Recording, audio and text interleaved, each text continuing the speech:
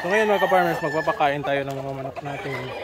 So since gumana na ulit yung ating incubator at galing pagkasira, so naayos na natin yun. So ang gagawin natin ay yung mga na-harvest nating mga itlog ay incubate na natin. So ito sila, nagpapakain tayo at yung mga itlog na nakolekta na natin, at mamayang gabi ay maglo-load tayo ng incubator doon maglo-load tayo ng itlog sa incubator. So baliktad. So yan mga ka-farmers, so kumakain yung mga manok natin.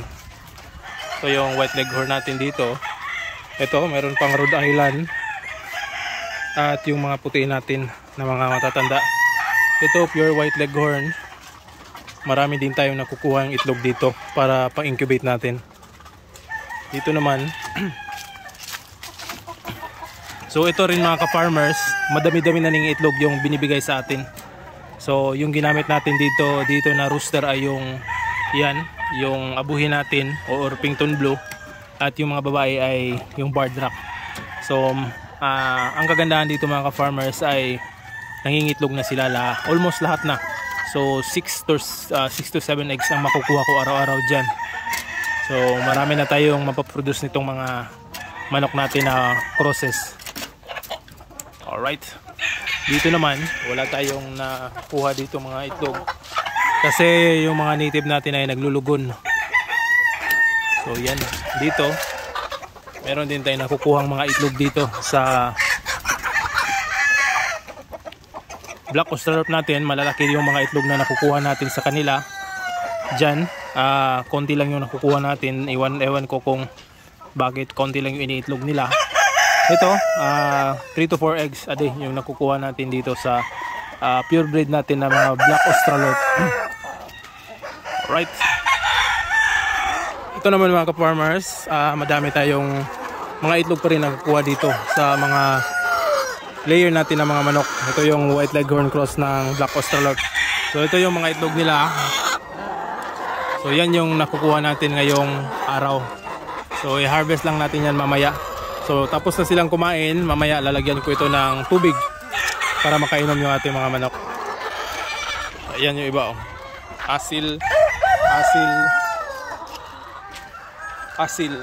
So marami na yung nakukuha nating mga itlog mga ka-farmers dahil sa panahon din, isa ding nakadagdag ng paitlog itong panahon. Medyo mainit lang yung panahon. So marami talaga tayong nakukuhang itlog. At itong sa breeders natin ay mga malalaking itlog talaga yung makukuha natin. So maganda ito para pang-incubate natin o para pagpapisa. So ito, nandito tayo sa breeding pen ng ating Barred Rock at saka white leghorn.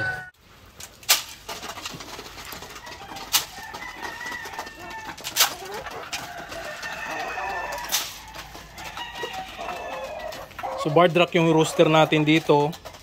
So ang mga manok na ito mga ka-farmers ay palaging umiitlog.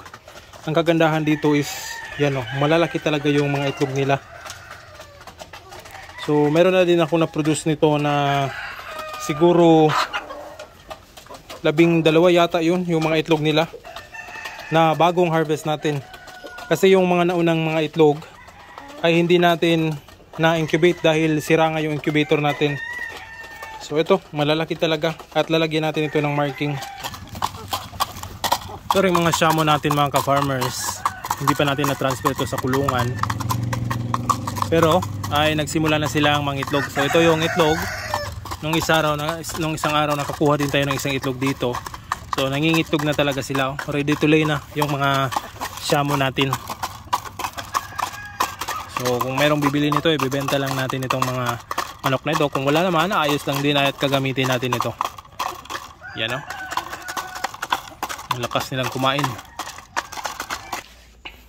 So ito na po yung mga itlog na kolekta natin mga ka-farmers. So sari-sari yung kulay, merong puti, merong brown. So ito yung itlog ng white leghorn natin. So medyo madami-dami yung itlog. So meron tayong 2, 4, 6, 8, 2, 4, 6, 12, 18 na pirasong itlog ng pure na white leghorn natin. Ito naman yung itlog ng Rhode Island Red na nagka-cross sa white leghorn. Itong mga puti, itong brown cross sa Barred Rock na Rhode Island Red. So konti lang ito, merong 2, 4, 6, 8, 9 na piraso. So ito yung sinasabi ko kanina na medyo madami-dami yung itlog ng ating Orpington Blue. So ito mga itlog ito ng Orpington Blue. Yan.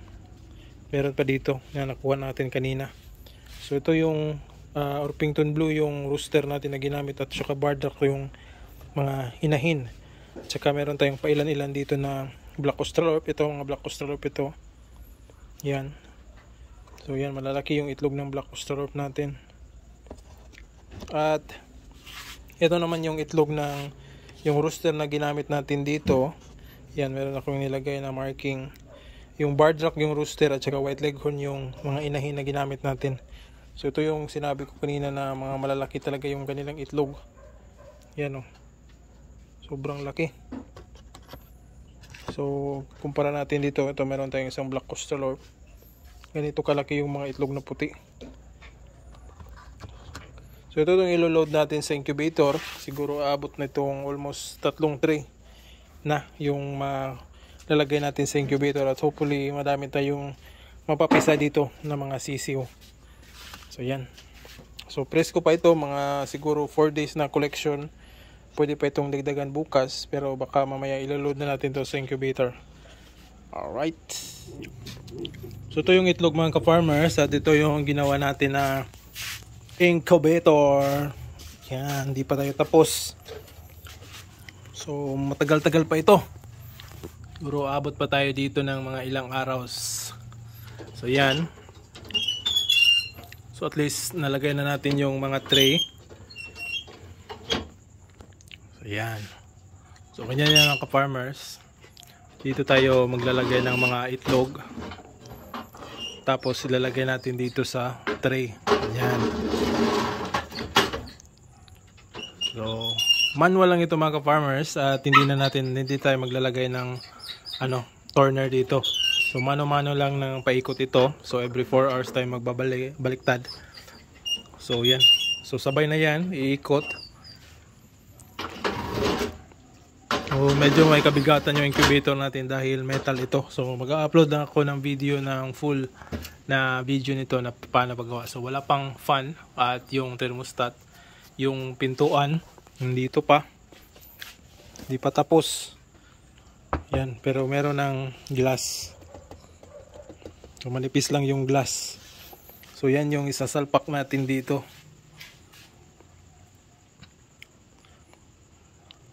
So dito din maglalagay din tayo ng insulation sa mga gilid.